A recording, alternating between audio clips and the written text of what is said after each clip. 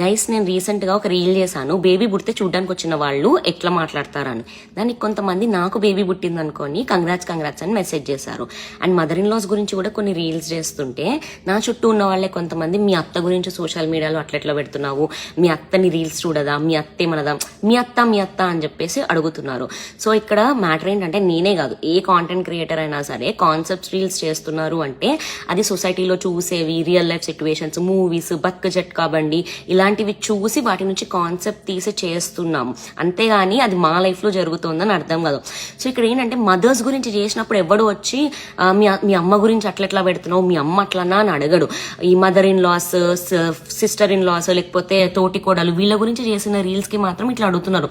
అంటే మనం reel relatable గానే చేస్తాము, రిలేట్ అవ్వాలి, హ్యూమరస్ గా నవ్వుకొని వదిలేయాలి. అంతేగాని ఆ రీల్ చేసిన వాళ్ళ లైఫ్ లో ఇలా జరుగుతోందా, వాళ్ళు ఇట్లాంటి రీల్ చేశారంటే వాళ్ళు ఇట్లాంటి ఫేస్ చేశారా కాదు. మనం చుట్టూ జరిగేవి చాలా చూసి క్రియేటివ్ గా ఆలోచించి చేస్తాం. మన బేబీ గురించి రీల్ చేస్తా, దాని అర్థం నాకు బేబీ పుట్టిందనా కాదు కదా. సో ఇది ఏమవుతుందంటే టాక్సిక్ ఎన్వైరన్మెంట్ క్రియేట్ అయిపోతుంది.